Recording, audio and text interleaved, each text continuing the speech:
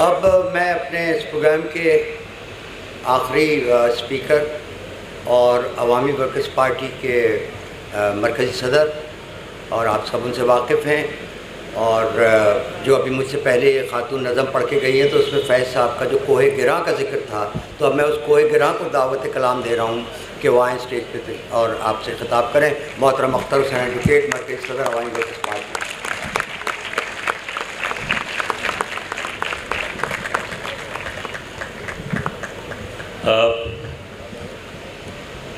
میرے انتہائی عزیز کامریڈ، پیارے comrade Bakhshal Thalho, general secretary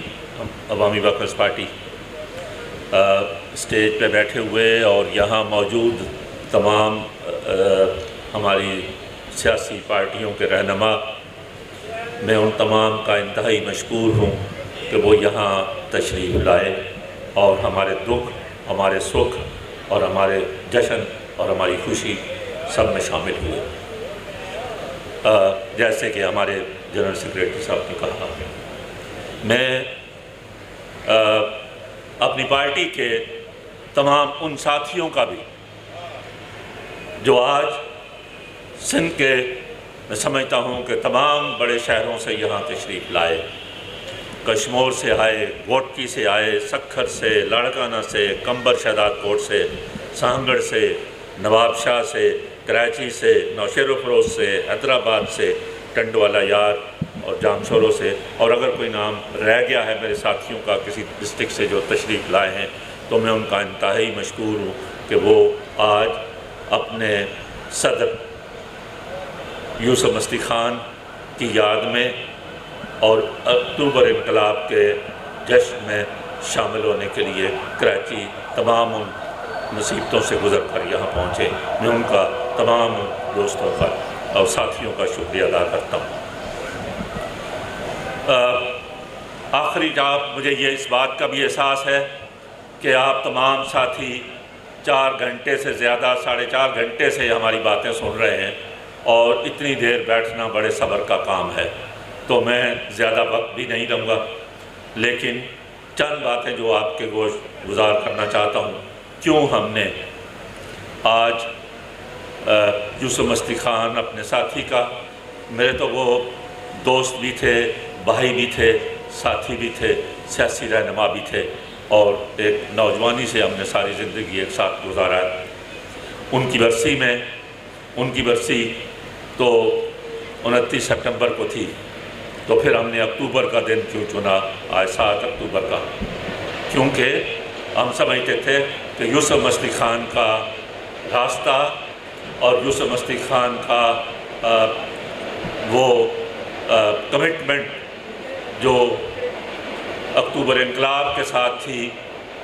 اور دنیا بھر کے اندر انقلاب کے ساتھ تھی، اس کے ساتھ جوڑ کر ہی ہمیں دیکھنا چاہیے، اور ان کے اس سفر کو جو انہوں نے جاری، اپنی ساری زندگی جاری رکھا اس انقلاب کے لیے، اس کے ساتھ ہم آج ان کی برسی جوڑ کر مناتے ہیں۔ اس لیے ہماری پارٹی کے ساتھیوں نے یہ فیصلہ کیا کہ ہم ان کی برسی کا جلسہ 7 اکتوبر کو رکھیں گے، اکتوبر انقلاب کے ساتھ رکھیں گے۔ یوسف مستی خان نے اپنی، جیسے ہمارے دوستوں نے کہا کہ اپنی زندگی کا سفر تو انہوں نے بلوچ اسٹوڈنٹس آرگنائزیشن سے اور ایک بلوچستان کے اور بلوچ قومی حقوق کے حوالے سے شروع کیا، لیکن اس سفر کے ساتھ ساتھ اور زندگی کے اس سفر کے ساتھ ساتھ وہ اور ان تجربات کے ساتھ ساتھ وہ اس نتیجے پر پہنچے کہ بلوچ قومی حقوق اور بلوچستان کے قومی حقوق کی جدوجہد صرف بلوچستان کے عوام نہیں بلکہ اس کے ساتھ اس ملک کے بسنے والی تمام قوموں کے محنت کش عوام کے ساتھ مل کر ہی جیتی جا سکتی ہے۔ یہ ملک وہ سمجھتے تھے کہ کثیر القومی مملکت، اس کثیر القومی مملکت جب ہم کہتے ہیں کہ یہ کئی ایک قوموں کا یہ ملک ہے، تو ان تمام قوموں کے عوام کو جب تک آپ نہیں جوڑیں گے اور تمام قوموں کے محنت کش عوام کے ساتھ جڑ کر اس سماج کی تبدیلی کے لیے نہیں جدوجہد کریں گے، اس وقت تک ہم اپنی منزل نہیں پا سکتے۔ اس لیے یوسف مستی خان، آپ یہ دیکھیں کہ وہ ایک جب ان کی اسی نوجوانی میں جب 70s میں 73 میں نیشنل عوامی پارٹی کی حکومت برخاست ہوتی ہے اور انہیں کیپ دو بند سے گزرنا پڑتا ہے اپنے چچا کے ساتھ بھی اور اپنے عزیزوں کے ساتھ بھی، اور اس سے نکلنے کے بعد وہ نیشنل ڈیموکریٹک پارٹی سے اپنی سیاست کا آغاز کرتے ہیں، لیکن جب افغانستان میں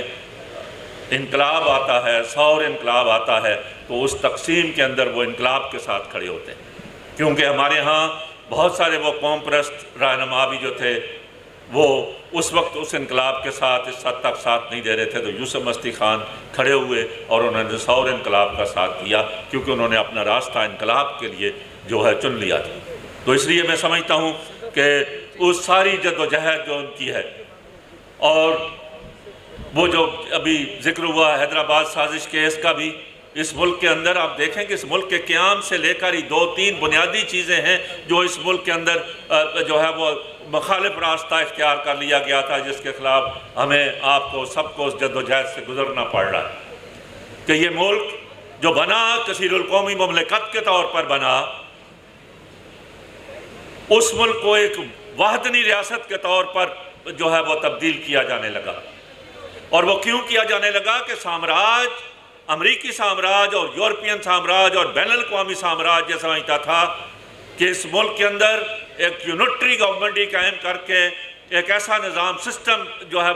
وہ قائم کر کے اسٹیبلشمنٹ کی سربراہی میں اس کو قائم کر کے وہ اپنے مفادات کو حاصل کر سکتے ہیں۔ تو چنانچہ سب سے پہلے تو سب سے بڑی چوٹ اور پہلا وار جو ہے اس ملک کے اندر اس کثیر القومی ریاست کے اندر ہماری قومی حقوق کے حوالے سے پڑا، جس سے انہوں نے یہاں 1 یونٹ بنا دیا، اور اس کے بعد ساری جد و جہد ہمارے سندھ کے عوام نے اور تمام مظلوم قوموں کے اور چھوٹی قوموں کے عوام نے اس کی جد و جہد شروع کی۔ دوسرا بار اس ملک کے اندر مذہب کی ایکسپلائٹیشن سے شروع ہوا۔ یہ 2nd ورلڈ وار کے بعد امریکی سامراج نے اور ان کے صدر یہ آئزنہاور ڈاکٹرن کہلاتی ہے کہ to use religion against the forces of social change, کہ مذہب کو سیاسی تبدیلی کی قوتوں کے خلاف استعمال کرو۔ تو دوسرا راستہ اس ملک کے اندر ہے، مذہب کو سیاست کے لیے اور اپنے اس نظام کو قائم رکھنے کے لیے مذہب کو استعمال کیا گیا۔ اس کے خلاف ہماری جو ہے وہ جد و جہد شروع ہوئی۔ تو چنانچہ آپ یہ دیکھیں کہ یہ اب حیدرآباد سازش کیس کا ذکر کیا گیا تھا، اس کے اندر بھی آپ یہ کہتے ہیں کہ جو الزام تھا، میں ایک چھوٹا سا وکیل بھی تھا، اس سازش کیس کے اندر یہ کہا گیا کہ یہ بھٹو صاحب نے ایک اینٹی نیشنلٹی ایکٹ بنا دیا۔ اینٹی نیشنل، جو قوم کا نام لے گا وہ ملک دشمن ہے، غدار ہے، جو قوم کا نام لے گا وہ غدار ہے۔ یہ بھٹو صاحب نے بنایا تھا اینٹی نیشنلٹی ایکٹ، اور اس میں اس جو سو کالڈ سازش کیس تھا، نام نہاد سازش کیس تھا، اس کے اندر ایک یہ بھی جرم تھا ہمارا کہ ہم قوموں کا نام لیتے ہیں اس ملک کے اندر۔ اور دوسرا نظریہ پاکستان کے خلاف ہے۔ بھائی نظریہ پاکستان کیا ہے؟ کون سا آج تک تعریف کیا؟ کسی نے کیا تعریف کیا کہ نظریہ پاکستان کیا ہے؟ ہم سمجھتے ہیں کہ نظریہ پاکستان اس ملک کے اندر قوموں کے حقوق کا نظریہ ہے۔ نظریہ پاکستان اس ملک کے اندر سماجی تبدیلی کا ہے، محنت کش عوام کے حق کا ہے، اس ملک کے اندر سرمایہ داری اور جاگیرداری کے خاتمے کا ہے، تاکہ اس ملک کے اندر ایک اچھی انسانی زندگی اس ملک کے عوام بسر کر سکیں۔ یہ ہمارا جو ہے وہ نظریہ۔ لیکن اس کے خلاف آپ دیکھیں کہ یہاں سامراجی غلبہ اور اس کے اڈے قائم ہونا اور سامراج کی غلامی کے اندر اس ملک کو دے دیا گیا، جو آج تک قائم ہے، جو کبھی براہ راست ہے اور کبھی جو ہے وہ بالواسطہ طور پر ہے۔ تو میں سمجھتا ہوں کہ اس ملک کے اندر جد و جہد جو یوسف مستی خان نے شروع کی اور ان کے ساتھیوں نے شروع کی اور ہمارے اس سے پہلے والے رہنماؤں نے شروع کی، وہ جد و جہد کا راستہ ایک ایسا راستہ ہے کہ جس کے لیے آج آپ ہم سب یہاں اپنے گھر بار چھوڑ کر اور اپنے ہر طرح کے اپنے جو ہے وہ قربانی دینے کے لیے یہاں کھڑے ہیں۔ جیسے ہمارے جنرل سیکریٹری نے کہا کہ ہر ایک ہم سے کیا لے لیں گے بھائی، ہمارے پاس کھونے کے لیے ہے کیا؟ جیسے مارکس نے کہا کہ سوائے زنجیروں کے ہمارے پاس کھونے کے لیے کچھ نہیں ہے۔ اس لیے ہم نے وہ جد و جہد کا راستہ اختیار کیا ہے کہ ہم اس ملک کے اندر ایک ایسی سماجی تبدیلی کے لیے لائیں گے اور ایسی سماجی تبدیلی کے لیے جد و جہد کریں گے جو لوگوں کو ان کو زندگی کا حق دے اور زندگی کے حق کا مطلب ہمارے پاس ایک اچھی انسانی زندگی کا حق ہے، تعلیم کا حق ہے، روزگار کا حق ہے، ہمارے پاس تعلیم کا، روزگار کا، چھت کا اور جاب کا، اور اس کا حق ہے کہ جس سے ایک اندر اچھی ایک انسانی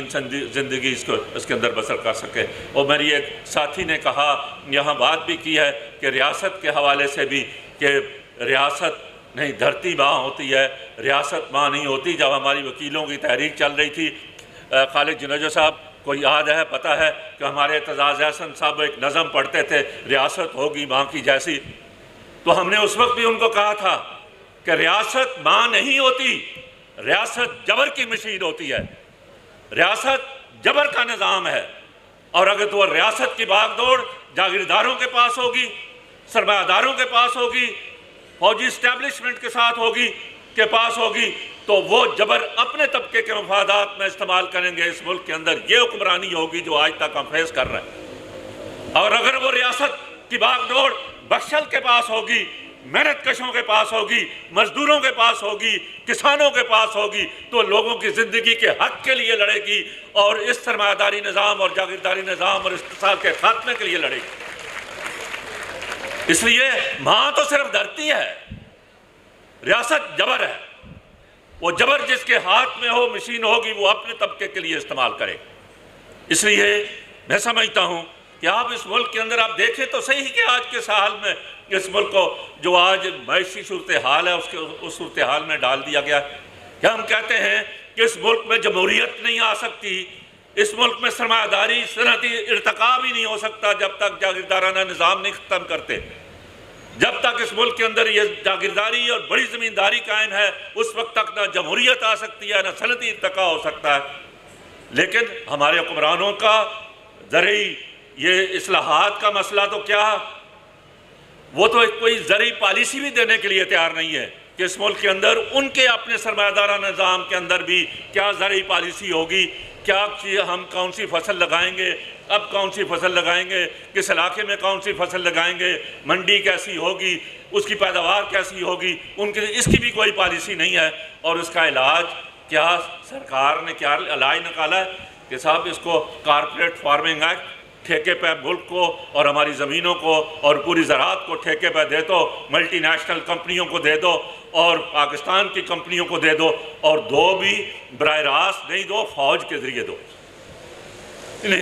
44 لاکھ ایکڑ زمین فوج کو الاٹ کی گئی،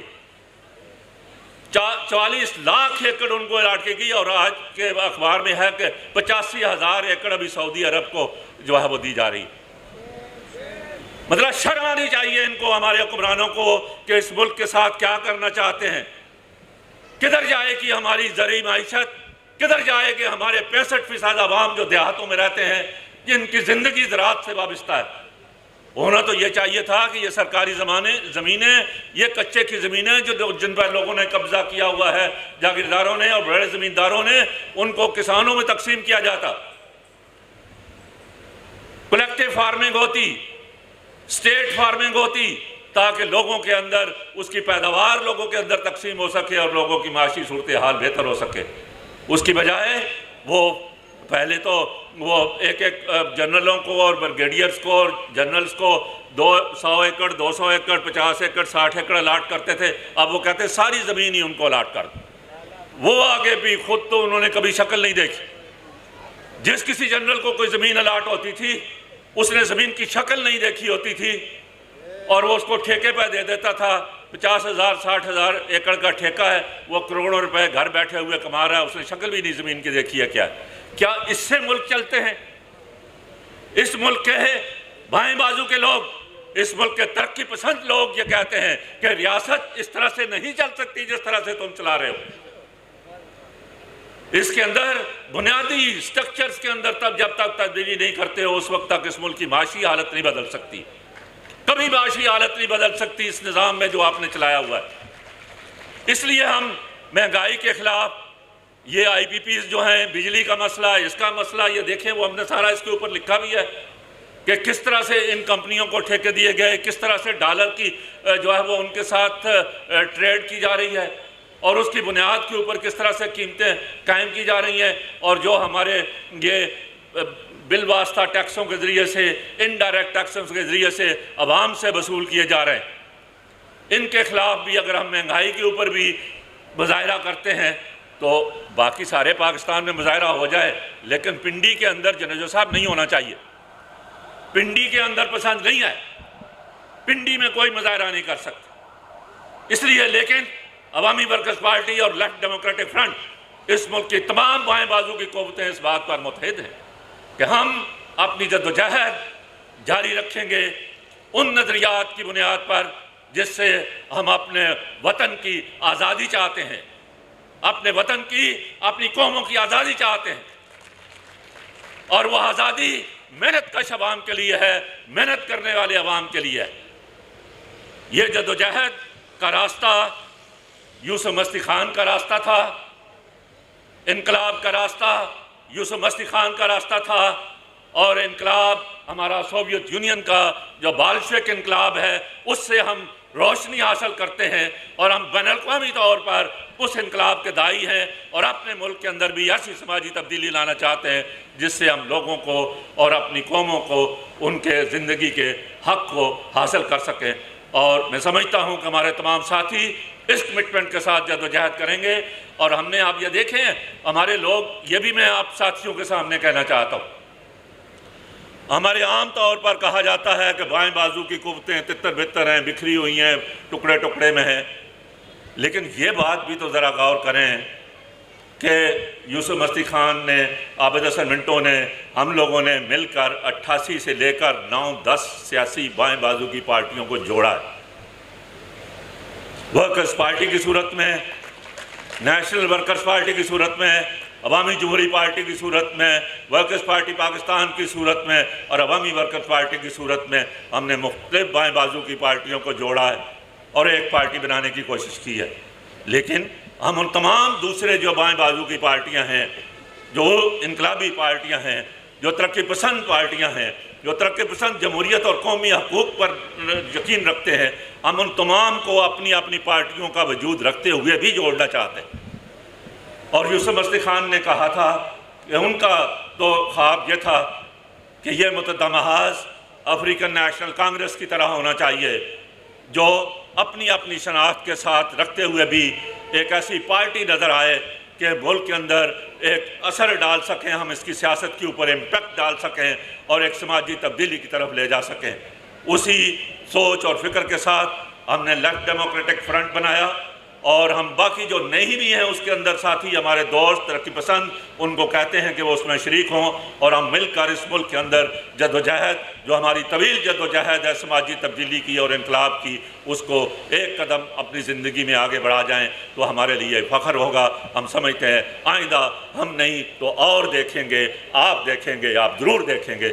اس کے ساتھ میں آپ کا شکریہ ادا کرتا ہوں۔ انقلاب زندہ باد۔ ساتھیوں، اس سے پہلے کہ ہمارا پروگرام از خود جو ہے اس کا خاتمہ ہو، میں آپ تمام دوستوں کا انتہائی تہہ دل سے مشکور ہوں کہ آپ لوگ تشریف لائے، لیکن آپ لوگ گھنٹوں سے بیٹھے ہیں، آپ لوگوں نے تحمل سے ساری چیزیں سنی ہیں،